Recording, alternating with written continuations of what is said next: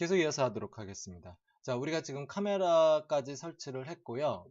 이제 전체 세팅을 한번 해보도록 하겠습니다. 전체 세팅에 딱 들어가 보시면 이 부분이 전체 세팅입니다. 이 부분이 전체 세팅인데 커먼, 그 다음에 아놀드 렌더러, 뭐 시스템은 특별하게 볼 거 없고요. AOVS라고 되어 있는 이 세 개의 탭만 여러분들 좀 잘 이해를 하시면은 아놀드 사용하시는데 크게 무리는 없으실 것 같습니다. 자, 여기서 커먼을 잠깐 보겠습니다. 커먼은요, 일반적인 렌더링 세팅하는 과정입니다. 우리가 지난 시간에도 했었는데, 잘 보시면은, 제일 맨 위가 파일 네임, 그러니까 이름을 정하는 겁니다. 그래서 이름 한번 정해볼까요? 우리는 뭐 로봇이니까 로봇 언더바 로보라고 이름을 제가 정하겠습니다. 그리고 이제 이미지 포맷은 EXR 파일 같은 경우는 채널별로 합쳐서 렌더링이 되는 거기 때문에 굉장히 유용합니다. 사용. 근데 우리는 지금은 단 채널 하나의 채널만 사용할 거기 때문에 지금 별 사용이 없고요. 그래서 제가 일반적으로 TIF 파일이나 JPG 파일을 씁니다.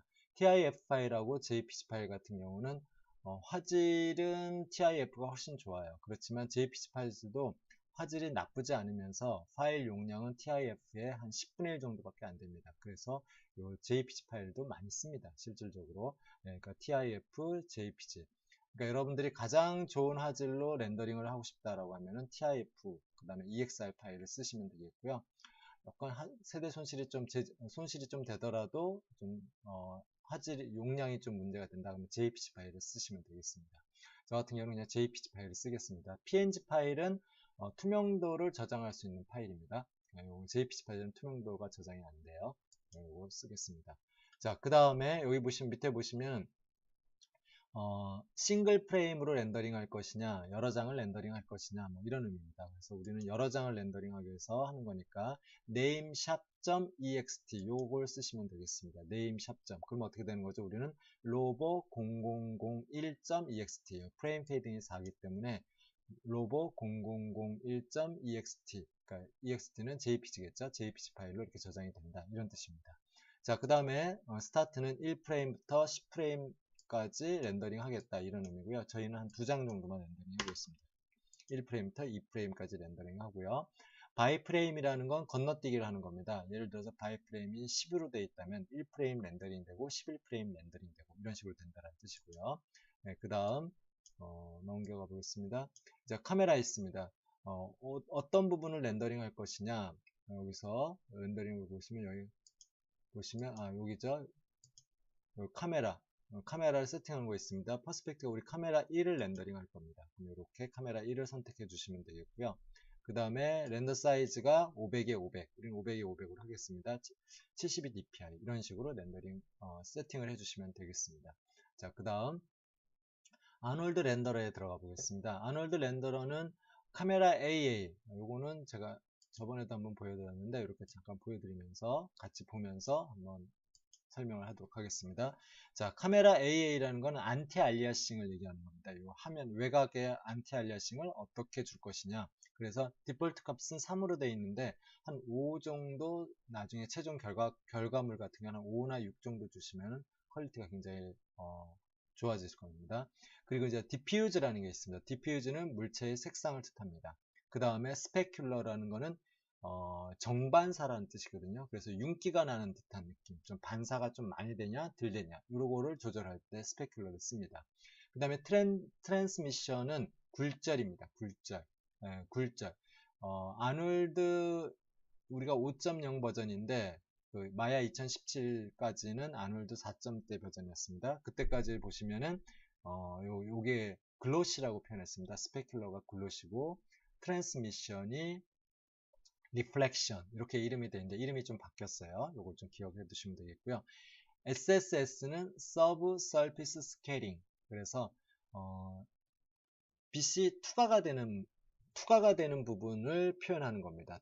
그러니까는 반투명하게 투과가 되는 부분들을 표현하는 게 SSS입니다. 그래서 주로 많이 사용되는 게 피부에 많이 사용됩니다. 그래서 전체 화면에, 지금 전체 세팅이니까 전체 화면에 빛이 투과가 되는 느낌을 어느 정도로 줄 것이냐 이럴 때 이제 요걸 사용하시면 되겠고요.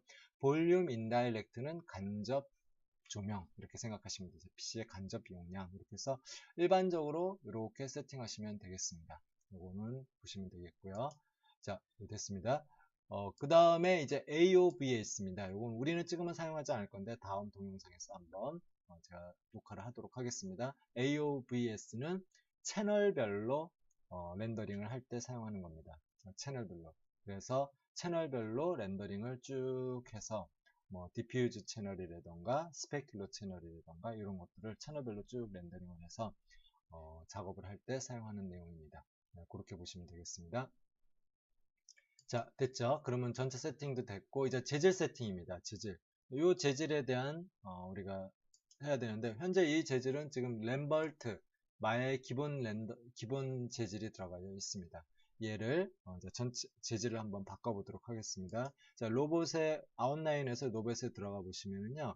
여기 눈이 라이트로 되어 있습니다. 요거죠. 눈 라이트죠. 요거 빼고 나머지 전체를 다 재질을 한꺼번에 바꿔보도록 하겠습니다. 여기서 마우스 오른쪽 눌러서 여기서 마우스 오른쪽 눌러서 Assign New Material 하시면 되겠습니다. Assign New Material. 자, 그럼 얘를 딱 들어가 보시면요. 마야 재질이 있고요. 이렇게 마야 재질이 있고 그 다음에 아놀드 재질이 있습니다.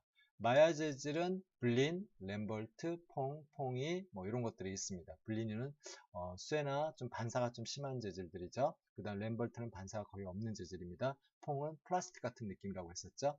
퐁이는 가죽 같은 반사가 좀 심한 재질들 이런 재질들이 이렇게 나눠져 있고요. 아놀드 같은 경우는 재질이 거의 AI 스탠다드 서피스 마야 2017 버전까지는 AI 스탠다드라고 했는데 이름이 좀 바뀌었습니다. AI 스탠다드 서피스라는 요 재질을 거의 사용합니다. 그래서 뭐 사람의 피부라던가 그 다음에 금속 재질이라던가 뭐 일반 재질 전부 다 이거를 사용한다 생각하시면 되겠습니다. 그래서 얘를 하나 딱 눌러주겠습니다. 그럼 이제 이렇게 들어갔습니다. 그러면은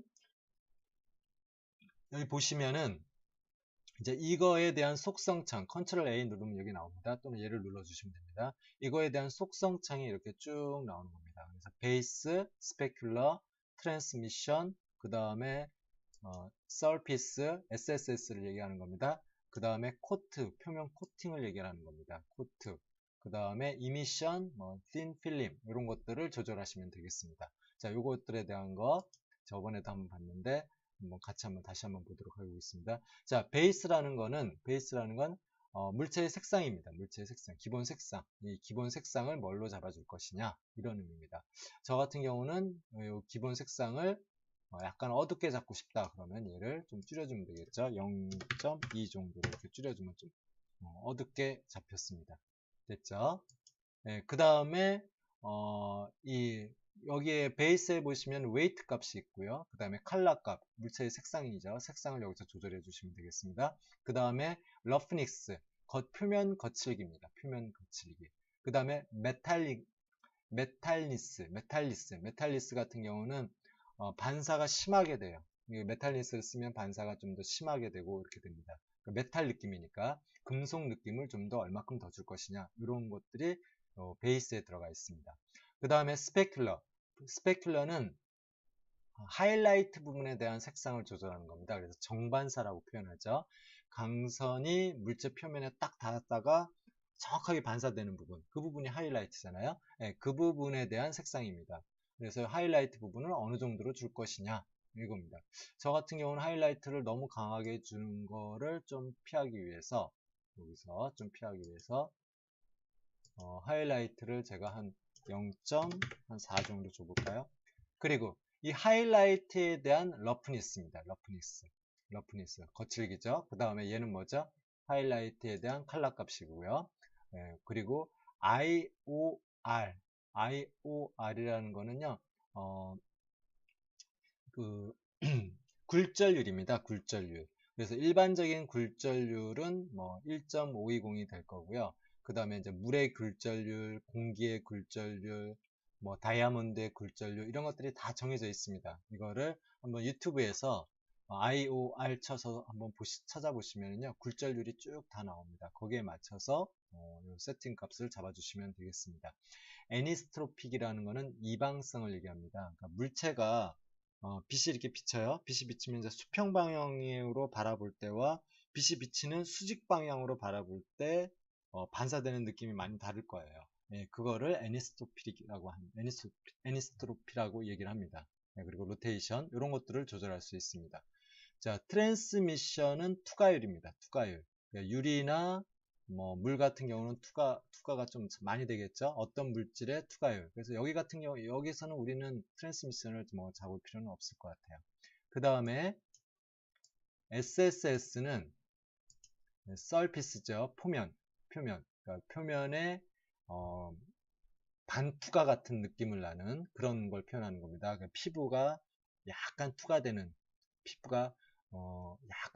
트랜스미션처럼 막 투과되는 게 아니라 약간 반투명하게 되는 이런 것들을 표현해 주는 겁니다. 그러니까 물체로 빛이 들어가서 표면 아래로 산란되는 빛의 효과를 시뮬레이션 하는 게 서피스입니다. 그 다음에 코트는 표면에 코팅을 해준다고 생각하시면 되겠습니다. 표면 코팅. 표면을 코팅을 해주니까 어떻게 될까요? 조금 더 반짝반짝 빛나겠죠?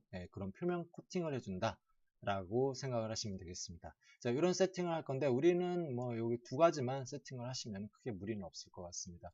러프니스 값은 좀 이따 한번 여기 보시면서 한번 조절을 해보도록 하겠습니다. 자, 한번 테스트를 해볼게요. 제가 아놀드에 들어가서 아놀드 렌더 뷰를 키고요. 네, 이렇게 됐습니다. 지금 0.2로 했더니만 많이 어두워졌죠. 이렇게 어두워졌는데 제가 스페큘러 값을 0.4 정도 줬습니다.